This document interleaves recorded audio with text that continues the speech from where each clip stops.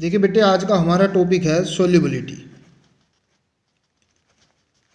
Solubility क्या होती है आज हम ये पढ़ेंगे, और इसके बाद हम ये पढ़ेंगे कि सोल्युबिलिटी जो है वो सॉलिड को जब लिक्विड में मिलाओगे तब सोल्युबिलिटी किस तरीके से चेंज होगी, किन किन फैक्टर पर डिपेंड करेगी, और जब गैस को लिक्विड में मिलाओगे तब किस किस तरीके से सोल्युबिलिटी पे जो जो मतलब सोल्युबिलिटी के जो फैक्टर हैं, प्रेशर, टेम्परेचर, वे किस तरीके से चेंज होंगे देखेंगे बेटे। सबसे पहले सोल्युबिलिटी देखें आप क्या होती है बेटे। सोल्युबिलिटी क्या है? आप जो सोल्यूट लोगे, आप मतलब सोल्यूट की आपने क्वांटिटी ली और किस में मिला रहे आप? सोलवेंट में। पर्टिकुलर सोलवेंट हो, पर्टिकुलर सोलवेंट हो, क्योंकि भाई हर कंपाउंड हर किसी दूसरे कंपाउंड में जो है घुलने की जो कैपेसिटी है वो अलग अलग है। एक ज़्यादा घुल रहा, एक कम घुल रहा, कम डिजोल्व हो रहा, एक ज़्यादा डिजोल्व हो रहा, तो ये भी डिपेंड करेगा। तो पर्टिकुलर सोलवेंट लिया हमने, उसमें सोल्यूट की मैक्सिमम जो क्वांटिटी होगी और दोनों को मिलने के बाद में सॉल्यूशन कैसा बन जावे? सैचुरेटेड। कैसा बन जावे? सैचुरेटेड। जो भी टेम्परेचर दिया हुआ हो वही टेम्परेचर और वही प्रेशर हो, मतलब टेम्परेचर और प्रेशर चेंज ना कराओ, ठीक है, नहीं तो सोल्युबिलिटी भी चेंज हो जाओगी। अब क्या है, सोल्यूट ज़्यादा से ज़्यादा सोल्यूट हमने मिलाया सोलवेंट की एक फिक्स अमाउंट में, सोलवेंट की एक फिक्स क्वांटिटी में, जितना ज़्यादा से ज़्यादा सोल्यूट मिलाया जा सके, जो सोल्यूशन कैसा हो जावे? सैचुरेटेड हो जावे। सैचुरेटेड सोल्यूशन बेटे ऐसा जिसमें कि और सोल्यूट ना मिलाया जा सके, तो वो कहलाती है जी उस सोल्यूशन की सोल्युबिलिटी। अब बेटी सोल्युबिलिटी जो है जैसे कि अलग अलग तरीके से होगी। जब मैं सॉलिड को लिक्विड में मिलाऊंगा, सॉलिड को लिक्विड में किसे मिलाऊंगा? सॉलिड को किसे मिलाऊंगा? लिक्विड में मिलाऊंगा। तो तब मैं देखूंगा भाई मैक्सिमम ग्राम में जो भी क्वांटिटी होगी सॉलिड की, कितने में? 100 ग्राम सोलवेंट में। 100 ग्राम सोलवेंट में 100 ग्राम सोलवेंट में कितने ग्राम मैक्सिमम हम सोल्यूट मिला सकते हैं? क्या मिला सकते हैं? सोल्यूट मिला सकते हैं। तो वो उसकी क्या हो जाएगी? सोल्युबिलिटी हो जाएगी। सोल्यूशन कैसे बन जा? सैचुरेटेड बन जा। ऐसी जब हम किस में पढ़ेंगे, जब हम गैस को किस में मिलाओगे, जब हम गैस को मिला के चलेंगे जी किस में? लिक्विड में। तो जब हम यो देखेंगे क्या कि भाई कितने की 1 लीटर में, किस में 1 लीटर सोलवेंट है, उसके अंदर जितने भी ml में मैक्सिमम ml जितने भी गैस के मिलाए जा सकें और वो सैचुरेटेड सॉल्यूशन बना ले, तो वो क्या होगी? उसकी सोल्युबिलिटी। तो ये दोनों टर्म को देखते हुए सॉलिड को लिक्विड में मिलाओगे तब और गैस को लिक्विड में मिलाओगे तब हमने ये बोल दिया भाई सोल्यूट का मैक्सिमम अमाउंट हो जो किसी भी सॉल्वेंट की फिक्स क्वांटिटी में डिसॉल्व होगा। तो जो मैक्सिमम क्वांटिटी हम उसकी मिला रहे हैं सोल्यूट की, और हमारा सॉल्यूशन कैसे प्राप्त हो रहा है? सैचुरेटेड। जब सैचुरेटेड सॉल्यूशन बन जाओगा तो वही क्या कहलाओगी? उसकी सोल्युबिलिटी कहलाओगी जी। तो ये थी बेटे हमारी सोल्युबिलिटी। तो दोनों सॉलिड को लिक्विड में मिलाओगे तब भी सोल्युबिलिटी, और गैस को लिक्विड में मिलाओगे। तो ये था जी। अब इसके बाद में जो है इन पर टेम्परेचर का इफेक्ट पड़ेगा, प्रेशर का पड़ेगा, नेचर ऑफ सोल्यूट और जी सॉल्वेंट का पड़ेगा। अब जैसा आज हम टर्म्स पढ़ेंगे जी, आज हम पढ़ेंगे सबसे पहले solubility, solubility of A solid in a liquid. आपने जो है सॉलिड को लिक्विड में मिला दिया तो क्या होगा? तो बेटे जब सॉलिड को लिक्विड में मिलाया जाता है तो 2 फैक्टर काम करते हैं यहाँ। एक क्या? डिसोल्यूशन, और बेटे दूसरा काम करेगा आपका क्रिस्टलाइजेशन। अब ये क्या होते हैं? डिसोल्यूशन क्या होता है, क्रिस्टलाइजेशन क्या होता है? आपने क्या काम करा, आपने जो है सोल्यूट में क्या मिलाया? सोलवेंट मिलाया, और क्या बन गया जी? सॉल्यूशन बन गया जी। सोल्यूट में सोलवेंट मिलाते जा रहे हमारा सॉल्यूशन बन गया जी। और इतना हमने सोल्यूट मिला दिया कि हमारा कैसा सॉल्यूशन बन गया? सैचुरेटेड सॉल्यूशन बन गया।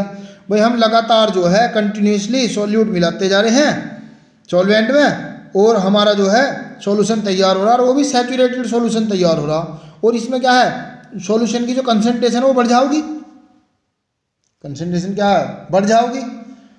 तो यही क्या कहलाओगा, डिसोल्यूशन। यानी कि सॉल्यूट को सॉल्वेंट में लगातार मिलाते रहने से सॉल्यूशन की कंसंट्रेशन बढ़ जाती है, जिसे बोलते हैं डिसोल्यूशन। अब क्या होता है जी, क्रिस्टलाइजेशन। अब बेटे क्रिस्टलाइजेशन क्या होता है, आपने जो है सॉल्वेंट है, इसमें सॉल्वेंट लगातार आप क्या सॉल्यूट डालने जा रहे। अब क्या है, सॉल्यूशन हमारा सैचुरेटेड बन गया। कैसा सॉल्यूशन बन गया, सैचुरेटेड बन गया। अब आप डाल रहे हैं जी, अब एक लिमिट ही तो होगी सॉल्यूट को भी डालने की, सैचुरेटेड सॉल्यूशन बन गया। जब सैचुरेटेड सॉल्यूशन क्या बन गया, उसके बाद में क्या होगा, जो सॉल्यूट के पार्टिकल होंगे वे आपस में एक दूसरे से कोलाइड करेंगे, टकराएंगे और सॉल्यूशन के सरफेस पर आ जाओगे, सॉल्यूशन के क्या आ जाएंगे, सरफेस पर आ जाओगे। तो यो क्या कहलाओगा, क्रिस्टलाइजेशन। सॉल्यूट के पार्टिकल का आपस में कोलाइड करके सॉल्यूशन के सरफेस पे आ जाना क्या कहलाओगा, क्रिस्टलाइजेशन। अब इसमें जो है, अब हम इसमें और ज़्यादा सॉल्यूट डिसॉल्व नहीं कर सकते, क्योंकि जो डिसोल्यूशन है उसका और जो हमारा क्रिस्टलाइजेशन है उनके रेट जो है वो इक्वल हो जाएंगे, और उसको बोल लेंगे हम डायनेमिक इक्विलिब्रियम। यानी कि ये कैसी स्टेज पे पहुंच जाओगे, डायनेमिक इक्विलिब्रियम पे पहुंच जाओगे। मतलब सॉल्यूट प्लस सॉल्वेंट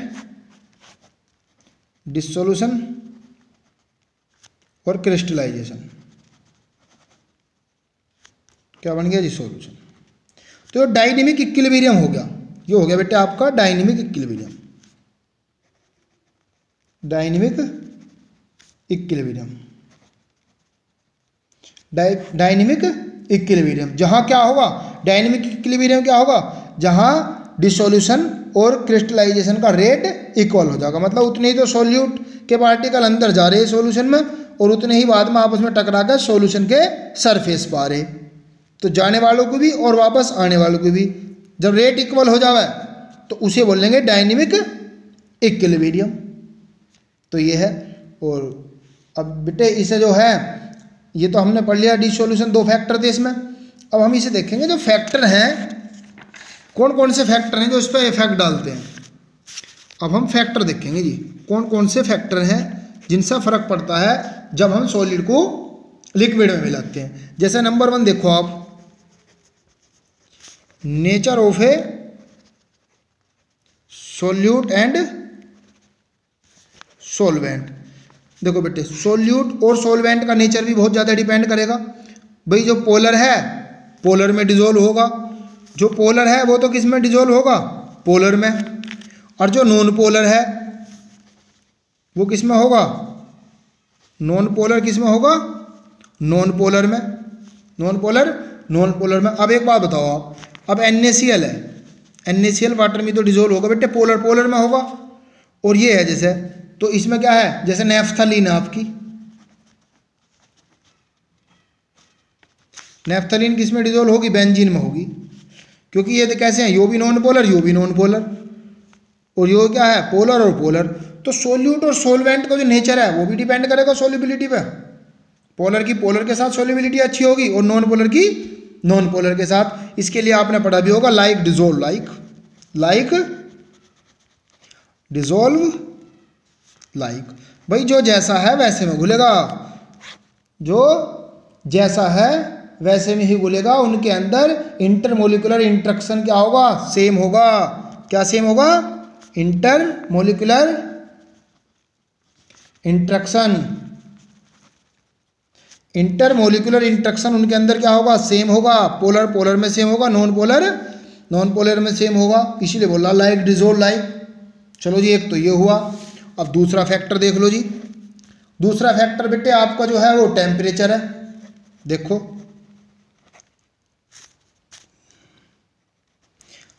टेम्परेचर कैसे डिपेंड करेगा। अब टेम्परेचर ऐसे पता नहीं चलेगा। टेम्परेचर में आपको ये देखना पड़ेगा जो प्रोसीज है हमारा वो कैसा है, एंडोथर्मिक है, एक्सोथर्मिक है, कैसा प्रोसीज है। वो ली चैटलियर प्रिंसिपल ने बताई थी। जो ली चैटलियर प्रिंसिपल हमने पढ़ा था, उन्होंने बताई थी भाई हमने जो है सॉलिड को किस में मिला दिया, लिक्विड में मिला दिया और हमारा क्या बन गया, सॉल्यूशन बन गया। अगर इसमें से एनर्जी या हीट निकलती है, हीट निकलती है, तो ये कैसा प्रोसेस होगा, एक्सोथर्मिक। कैसा होगा, एक्सोथर्मिक। जब हीट निकलती है तो एक्सोथर्मिक, और इसके लिए डेल्टा एच कैसा होता है, नेगेटिव। डेल्टा एच कैसा होता है, नेगेटिव। एक बात बताओ, जब इसमें हीट निकल रही है और इसका टेम्परेचर हम और बढ़ा रहे, तो वो तो रिवर्स आना शुरू हो जाएगा। ली चैडले प्रिंसिपल ने यही तो बताया था, इक्विलिब्रियम बैक साइड में शिफ्ट हो जाएगा। भाई टेम्परेचर तो ऑलरेडी ज़्यादा ही है, हीट निकल रही और टेम्परेचर बढ़ा रहे, तो इक्विलिब्रियम तो क्या है, बैक में शिफ्ट होना शुरू हो जाएगा। तो सोल्युबिलिटी क्या हो जाएगी, डिक्रीज होनी शुरू हो जाएगी। तो अगर मैंने इस केस में टेम्परेचर बढ़ा दिया, कौन से केस में, एक्सोथर्मिक के केस में, अगर मैंने टेम्परेचर बढ़ा दिया, टेम्परेचर अगर बढ़ा दिया, तो जो सोल्युबिलिटी है बेटे वो डिक्रीज होगी। बहुत इंपॉर्टेंट है, बिल्कुल ध्यान करो। कोई भी रिएक्शन अगर हो रही है, यदि वो एक्सोथर्मिक है, एक्सोथर्मिक का पता जब चलेगा उसमें से हीट निकल रही है, हीट निकल रही है तो एक्सोथर्मिक है, यानी कि डेल्टा एच नेगेटिव है, यानी कि उसमें ऑलरेडी हीट ज़्यादा है, टेम्परेचर ज़्यादा है, उसमें आपने और टेम्परेचर बढ़ा दिया तो सोल्युबिलिटी क्या होनी शुरू हो जाएगी, डिक्रीज होनी शुरू हो जाएगी। और अगर यही प्रोसेस एंडोथर्मिक है, एंडोथर्मिक वो होगा जिसमें हीट क्या है, एब्जॉर्ब होगी, यानी कि डेल्टा एच कैसा होगा, पॉजिटिव होगा। डेल्टा एच कैसा होगा, पॉजिटिव होगा। हीट क्या होगी, एब्जॉर्ब होगी। हीट की कमी है और टेम्परेचर बढ़ा दो, टेम्परेचर क्या कर दो, बढ़ा दो। भाई कम था टेम्परेचर, हमने बढ़ा दिया, तो सोल्युबिलिटी भी क्या हो जाएगी, सोल्युबिलिटी भी क्या हो जाएगी, इनक्रीज हो जाएगी जी हमारी। टेम्परेचर बढ़ाने पर सोल्युबिलिटी क्या हो जाएगी, इनक्रीज हो जाएगी। तो भैया जब सॉलिड को लिक्विड में मिलाओगे और हम उसमें देखेंगे टेम्परेचर का क्या इफेक्ट पड़ेगा, तो हमें ये देखना पड़ेगा कि हमारा प्रोसेस एंडोथर्मिक है या एक्सोथर्मिक है। भैया अगर हीट निकल रही है तो एक्सोथर्मिक है, यानी कि डेल्टा एच नेगेटिव है, और जब ऑलरेडी हीट पहले से निकल रही है तो और टेम्परेचर बढ़ा रहे तो इक्विलिब्रियम बैक साइड में शिफ्ट होना शुरू हो जाएगा, यानी कि सोल्युबिलिटी क्या हो जाएगी, डिक्रीज हो जाएगी। और अगर एंडोथर्मिक है, यानी कि हीट एब्जॉर्ब हो रही है, एंडोथर्मिक है तो डेल्टा एच पॉजिटिव है, इसका मतलब क्या है, टेम्परेचर में कमी आ रही है, इसमें एब्जॉर्ब हो रहा, बढ़ा दो टेम्परेचर तो सोल्युबिलिटी भी क्या हो जाएगी, बढ़ जाएगी। तो टेम्परेचर का जी इस तरीके से इसमें पता चलेगा। और अब यहीं पढ़ लेते हैं इसमें तीसरा इफेक्ट, प्रेशर का। देखो प्रेशर का क्या इफेक्ट पड़ेगा जी, जब सॉलिड को लिक्विड में मिलाओगे तो बेटे प्रेशर का कोई बहुत ज़्यादा इफेक्ट नहीं पड़ेगा, क्योंकि इनकम्प्रेसिबल है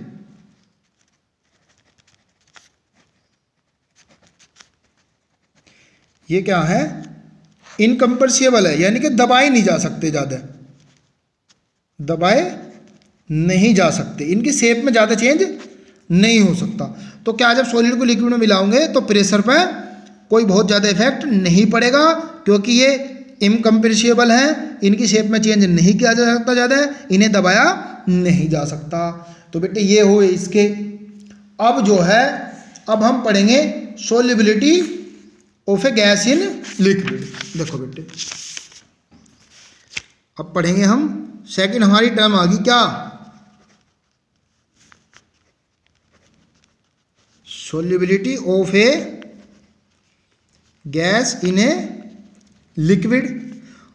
अब यो क्या है जी, अब हम गैस को लिक्विड में मिलाओगे और ये देखेंगे जी कौन कौन से फैक्टर हैं जिस पर इफेक्ट डालते हैं, उन्हें पढ़ेंगे जी अब हम। अब बेटे सबसे पहले तो वही बात आ गई क्या, कि नेचर देखा जाओगा,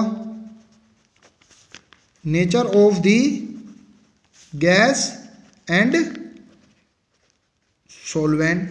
भैया कैसा नेचर है, कैसा नेचर है, अब ये देखा जाओगा।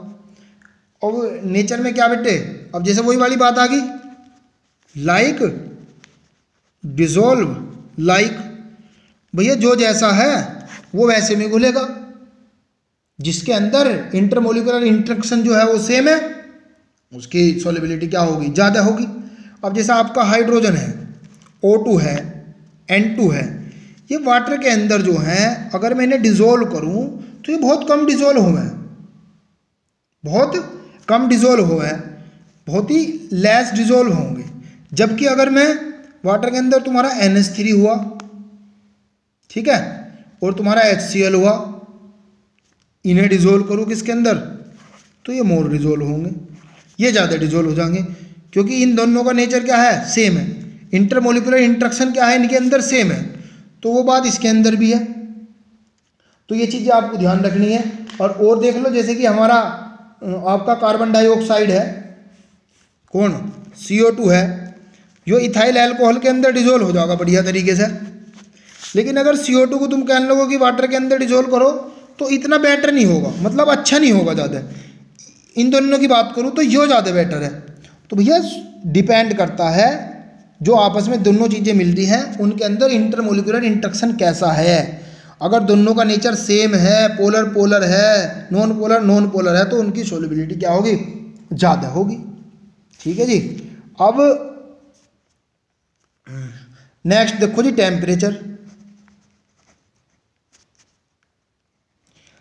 टेम्परेचर का इफेक्ट देखो क्या होगा जब मैं गैस को लिक्विड में मिलाऊंगा, तो टेम्परेचर कैसा बढ़ेगा। तो बेटे जब हम लिक्विड को गैस में मिलाते हैं, जो गैस को लिक्विड में मिलाते हैं, तो जो हमारा सॉल्यूशन बनता है उसमें क्या हीट निकलती है। ऐसा देखा गया कि जो प्रोसेस है तो है ना, यो जब हम किसी भी गैस को जो है लिक्विड में मिलाते हैं, गैस को लिक्विड में मिलाते हैं, तो वो हीट निकलती है। और जब हीट निकलती है तो ये कैसा प्रोसेस हुआ आपका, एक्सोथर्मिक। जब एक्सोथर्मिक है तो डेल्टा H कैसा होगा, नेगेटिव होगा। अब ये जब इसमें हीट निकल रही है पहले से ही, मैं इसमें और टेम्परेचर बढ़ा दूं तो इक्विलिब्रियम तो बैक साइड में शिफ्ट हो जाएगा। तो इसका मतलब क्या होगा कि यदि टेम्परेचर बढ़ाता हूं तो जो सोल्युबिलिटी है, सोल्युबिलिटी क्या होगी, डिक्रीज होगी। सोल्युबिलिटी क्या होगी, डिक्रीज होगी जी। तो ध्यान रखेंगे, क्योंकि जब गैस को लिक्विड में मिलाया जाता है तो एक्सोथर्मिक प्रोसेस होता है, डेल्टा H नेगेटिव होता है। ऑलरेडी इसमें बहुत सारी हीट निकल रही है, टेम्परेचर निकल रहा है बहुत ज़्यादा, तो इसमें और टेम्परेचर बढ़ा दूंगा तो इक्विलिब्रियम बैक साइड में शिफ्ट होगा, तो सोल्युबिलिटी क्या हो जाएगी, डिक्रीज होनी शुरू हो जाएगी। तो बेटे ये था। अब इसमें जो है नेक्स्ट आपका जो थर्ड इफेक्ट था वो आपका प्रेशर है। प्रेशर का क्या इफेक्ट पड़ेगा, जब हम प्रेशर अगर देते हैं ऊपर से और हमने गैस को जो है लिक्विड में मिलाया है, तो क्या होगा जी। देखो अब इसमें क्या है, जब हमने बेटे सोल्युबिलिटी बढ़ जाएगी, क्यों, क्योंकि नंबर ऑफ गैसियस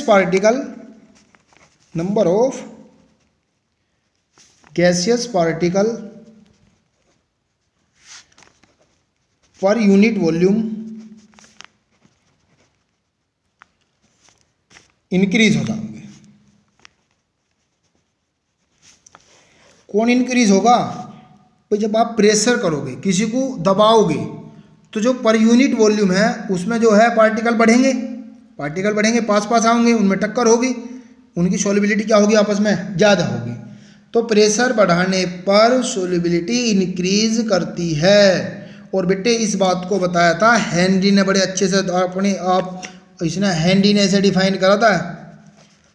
तो हेनरी लॉ है, हेनरी ने इसे डिफाइन करा था प्रेशर को, कि जब हम गैस को लिक्विड में मिलाओगे और उसमें हम प्रेशर का इफेक्ट देखेंगे कि प्रेशर बढ़ाने पे सोल्युबिलिटी किस तरीके से चेंज होती है, वो बात बताई थी जी हेनरी ने।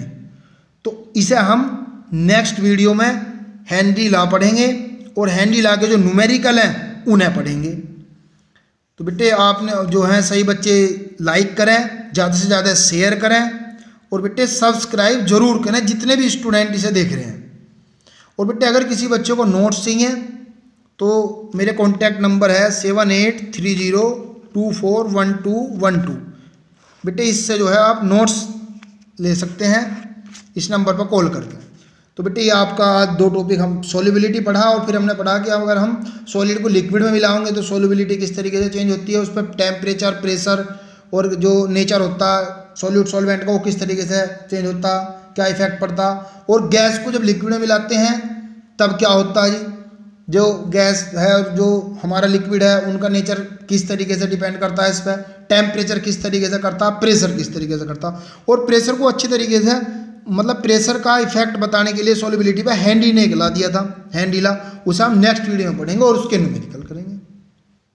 तो बेटे एक बार और बस मैं आपसे यही कर रहा हूँ कि इसे ज़्यादा से ज़्यादा शेयर करें और सब्सक्राइब तो जरूर करें और साइड में बेल आइकन दबाएं जिससे आपको नोटिफिकेशन मिलते रहेंगे। ठीक।